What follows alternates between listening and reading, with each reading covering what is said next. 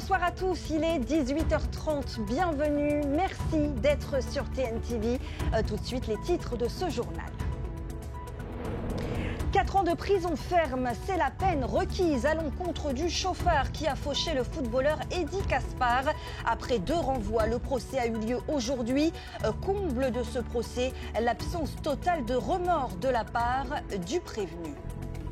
Pour ou contre la création d'une 3e voie à Mahina, la question va être posée aux habitants de la commune lors d'une consultation publique. Mais le projet censé fluidifier le trafic fait grincer des dents certains élus, d'autant que des acquisitions foncières devront être opérées. Tous les détails dans ce journal. Le principal du collège de Touboué est suspendu de ses fonctions. On en parle également dans ce journal. Sur l'île, c'est l'indignation et la mobilisation ne faiblit pas. L'avocat de Willy Veiro envisage d'engager une procédure judiciaire. Et puis des nouvelles ce soir de nos sportifs engagés à l'étranger. Au menu de l'athlétisme, du tennis de table et du VAA. Ce sera dans Théara Sport bien sûr. Et qu'est-ce que serait Théara Sport sans Oriano Tefo où il nous a rejoint. Restez avec nous pour l'actualité sportive.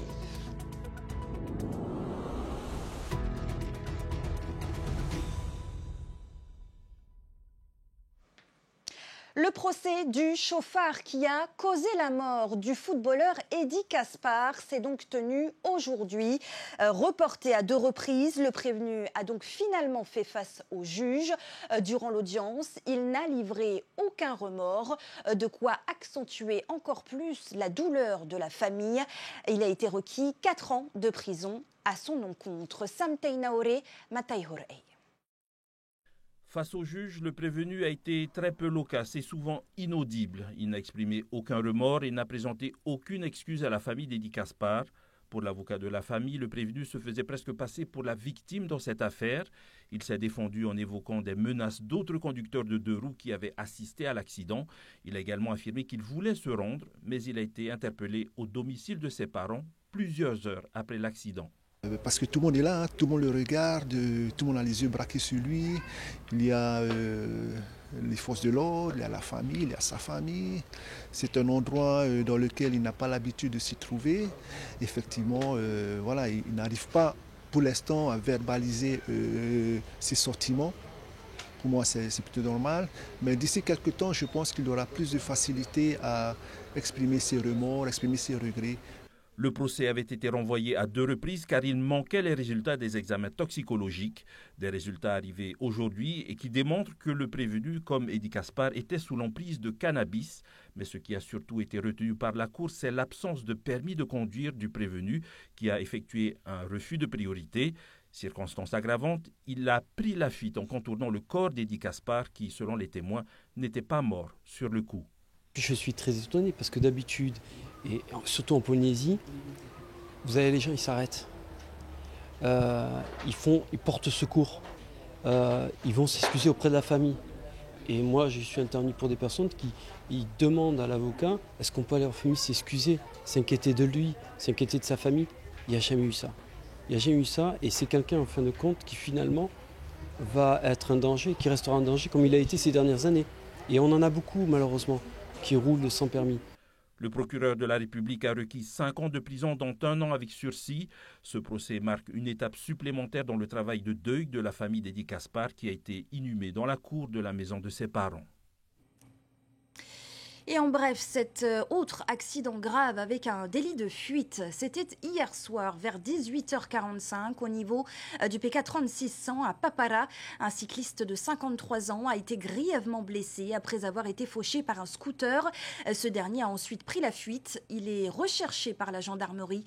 Si vous avez été témoin ou que vous pouvez fournir des informations sur cet accident, n'hésitez pas à contacter la brigade de Papara au 40 54 80 05 ou bien composer le 17. Réduire le trafic routier, oui, mais pas sans conséquences. À Mahina, des acquisitions foncières pourraient être opérées pour permettre la création d'une troisième voie. 90 parcelles privées seraient concernées.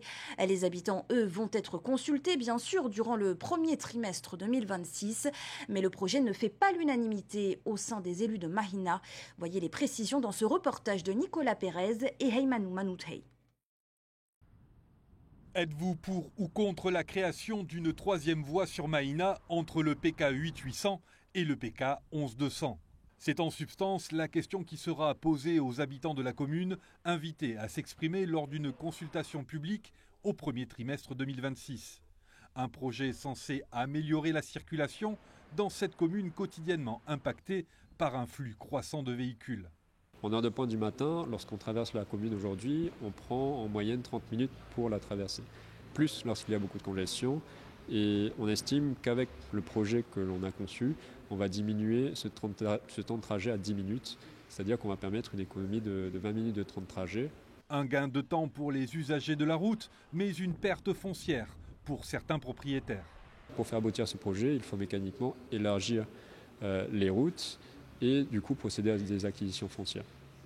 Donc, comme j'ai dit tout à l'heure, les acquisitions foncières vont se limiter en moyenne à des bandes de 1,5 m de largeur sur les propriétés qui avoisinent la route de ceinture.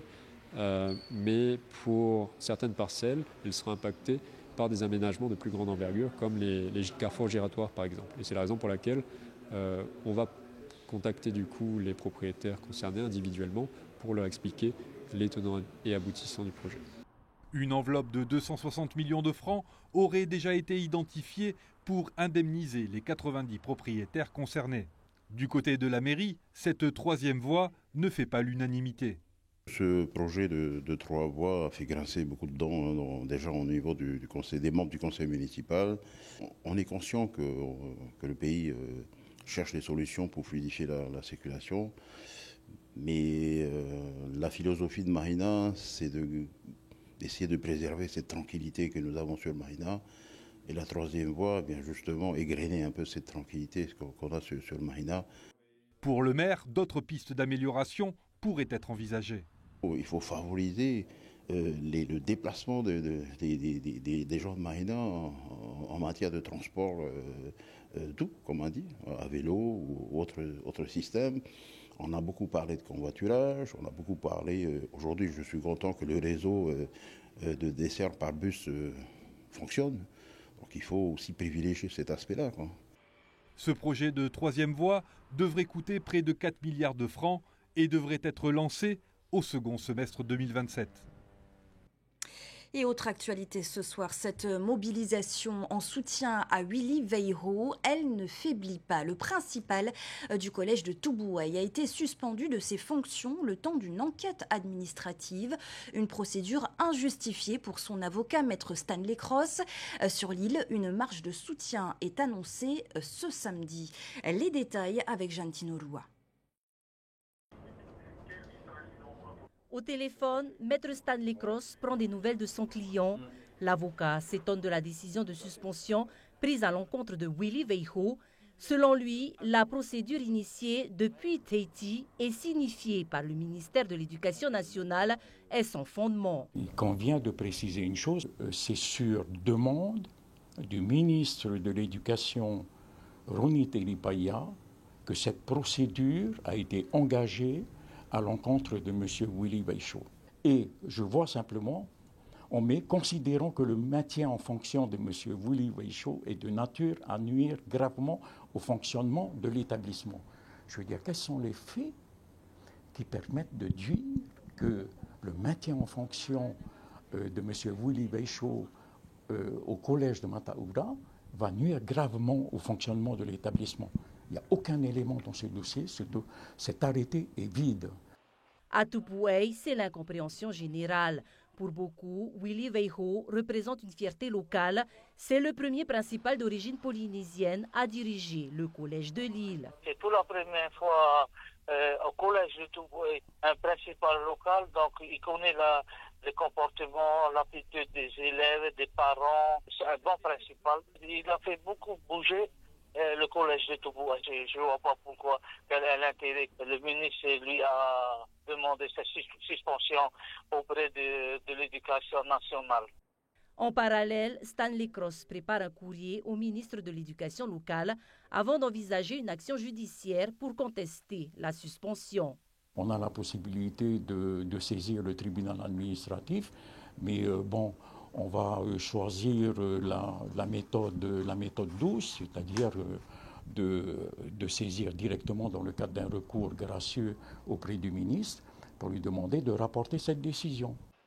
Une marche de soutien est donc annoncée ce samedi matin au départ de la mairie de Tupoué. Sollicité, le ministère de l'Éducation locale n'a pas souhaité s'exprimer. C'est le premier événement du genre organisé au Fénois. Un forum de la jeunesse francophone voit le jour. Pour ce faire, 18 entrepreneurs de l'Asie-Pacifique et 7 venant des 5 archipels de Polynésie ont été sélectionnés pour se rencontrer et partager autour d'une thématique, le tourisme durable. Près de 500 participants issus majoritairement d'établissements scolaires sont également attendus. Au programme, 4 journées d'échanges, de tables rondes, de masterclass et de découverte.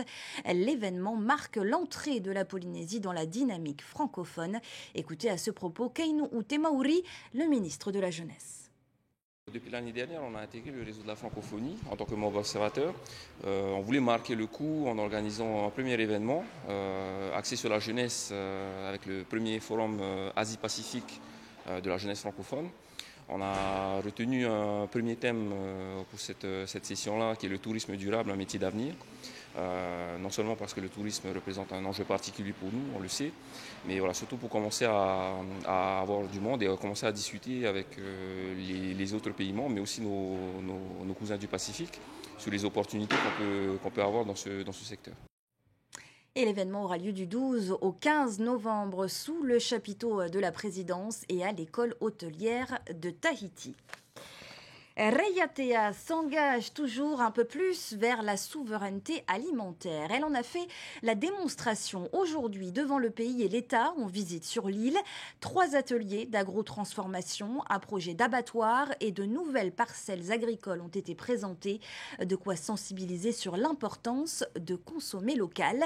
Jessica Doucet a suivi la délégation pour nous. Chaque atelier de 165 mètres carrés permettra de transformer fruits, légumes et tubercules cultivés sur place. Objectif, mieux conserver, limiter le gaspillage et approvisionner les cantines en produits frais toute l'année. Un projet écologique et économique de 200 millions de francs financé à part égale par le pays et l'État. Loulou, producteurs bénéficiaires, sont réjouis. Plus de production, une meilleure qualité de travail.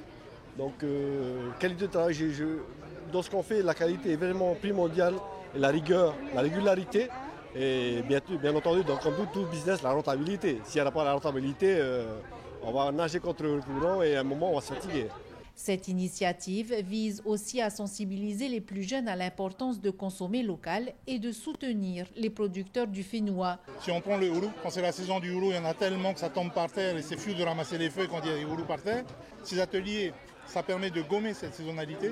Et puis la transformation des produits, ça permet de surmonter le deuxième obstacle, qui est celui finalement des habitudes alimentaires qu'on a prises au fil du temps. Et donc ces produits transformés qu'on a vus aujourd'hui, ils sont à la fois plus faciles à cuisiner pour des familles qui ont moins le temps de cuisiner que nos grands-mères. Et puis ils sont plus faciles à faire accepter à nos enfants. Je peux vous le dire, après avoir goûté tous ces produits, c'est un excellent investissement. Et on espère que le plus grand nombre pourra en profiter. La visite s'est conclue sur le site du futur abattoir dont la première pierre a été posée.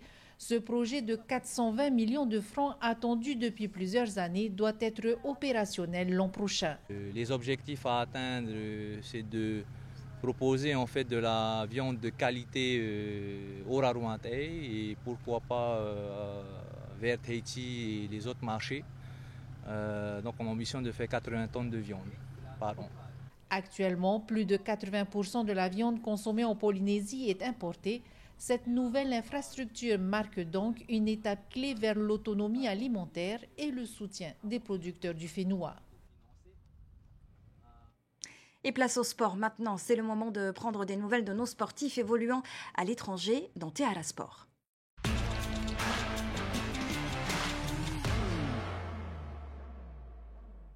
Et c'est avec Oriano. Oriano, Yorana. Yorana Sophie. Alors, on part à Tonga pour débuter, où a eu lieu l'Oceania Cup d'athlétisme. La Polynésie était représentée, bien sûr.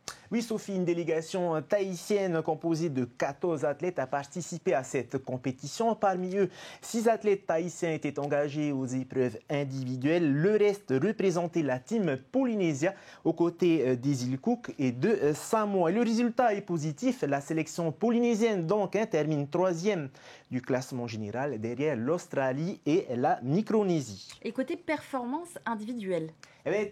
Très encourageant également avec des records personnels pour tous les athlètes engagés et surtout 2 records de Polynésie battus. Hinave Janiko sur 400 mètres et le relais 4x100 mètres cadet qui efface un record vieux de 1988. À rappeler aussi que parmi ces athlètes, la plupart viennent du CPP, du Centre de performance polynésien, qui prouve aujourd'hui toute son efficacité. Bravo à tous. Bravo à eux et on fait place maintenant à l'avenir du tennis de table. Oriano, tennis de table polynésien bien sûr, à 12 ans. Tepauatini Buluk poursuit son rêve en métropole. Il a franchi une nouvelle étape dans sa carrière. Exact, Tepauatini fait partie de ces espoirs du tennis de table tahitien. Cette saison, il a quitté le Fénois pour s'installer à Metz. Il a intégré le collège Arsenal, un établissement sport-études où son emploi du temps est aménagé. Court la journée, puis 3 heures d'entraînement chaque soir au club de Metz tennis de table. Un rythme soutenu, encadré par un staff professionnel. Et il ne se contente pas de s'entraîner, il performe déjà. Exactement, le week-end place aux compétitions, parfois loin, parfois tôt, mais ça paye. Tepauatini a déjà décroché son premier critérium le 18 octobre, un début très prometteur face à l'élite jeune en France. Un début très prometteur, mais pas facile de concilier sport et études, pas toujours facile de concilier cela et surtout d'être loin de sa famille. Et oui, c'est un vrai équilibre à trouver, mais Tepauatini s'adapte très bien. Internat, suivi scolaire, encadré, soutien du club. Il garde la tête froide et poursuit son projet sur le long terme. Une démarche bien mature pour son âge, une motivation qu'il revendique clairement dans ce message. Regardez. Mon objectif, c'est de persévérer et d'aller le plus loin possible afin de participer aux Jeux Olympiques et de montrer aux jeunes Fénois que tout est possible. Allez, on lui souhaite bonne chance pour la suite et on va le suivre, bien entendu. Oh bah bien sûr, avec Oriano, c'est certain. Alors, on continue, Oriano, direction le sud de la France, où le VAA était à l'honneur le week-end dernier. La ville de Toulon a accueilli les championnats de France. Et oui, comme vous pouvez le voir, plus de 200 rameuses et rameurs étaient engagés sur les différentes épreuves et parmi eux, plusieurs représentants du Fénois installés en métropole ou venus spécialement pour l'occasion. L'ambiance était belle avec des courses disputées dans des conditions parfois techniques comme on les aime. Et côté tahitien, on a performé sans surprise, évidemment. Absolument, on retiendra notamment la superbe victoire de Ranitea Mamatoui en V1 marathon. La rameuse de Tawaiuta s'est imposée sur un parcours de 17 km avec un chrono d'1h50 minutes. Une course exigeante, longue, mais parfaitement gérée du début à la fin. Une victoire qui confirme son travail, son expérience et même loin du Fénois. Bravo à elle et à tous nos athlètes qui nous ont fait vibrer ce week-end et qui représentent haut les couleurs du Fénois. Et on se donne rendez-vous jeudi prochain pour plus d'exploits. Jeudi prochain, exactement. Merci beaucoup, Oriano, pour cette chronique sport. On fait place, nous, maintenant, à la fête. Demain soir, le parc Vairei de Punaauia vibrera au rythme du festival Stay Fresh 2025. Plus de 3000 festivaliers sont attendus pour 6 heures de show. 10 chanteurs et DJ locaux se succéderont sur scène avant un final de la guest star de l'événement, l'artiste de zouk réunionnais Bart. Il nous livre ses impressions ce soir. Interview également de l'organisateur de ce festival. Tous deux sont interrogés par Hoanui Atuariva. Alors ça va être vraiment très varié. Il y a beaucoup d'artistes locaux également, des DJ, des artistes chanteurs, chanteuses. C'est un événement où on présente un artiste zouk qui est Bart, qui est très connu à La Réunion et qui, je pense, pourrait plaire également au public tahitien. Déjà, ça sera la première fois pour moi à Tahiti. J'ai hâte de découvrir un peu le public et eux aussi qu'ils me découvrent. C'est un mélange de tout, un mélange de zouk, un mélange d'afro. et un mélange de Bart. Je suis assez actif, vous verrez par vous-même, ça va être le feu. La rénole est là. Hein. Et on termine ce journal par cette vigilance orange en cours à Rapa, aux Australes. Météo France annonce des vagues submersions.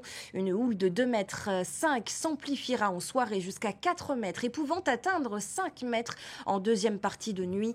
Les Australes centre, elles, sont aussi concernées par une vigilance jaune pour forte houle. À l'origine, une dépression de moyenne latitude loin du sud du territoire.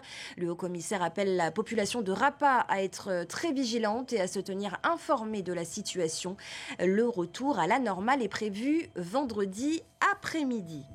Et c'est ainsi que s'achève ce journal. Merci de votre fidélité. Juste après, retrouvez un nouveau numéro du magazine Moana, consacré ce soir à la pêche à Tahiti et ses différentes techniques. Ce sera suivi de la nouvelle émission Local Hiking. Le 3e épisode vous emmène à Huahine pour une session randonnée sur les hauteurs du village emblématique de Maeva.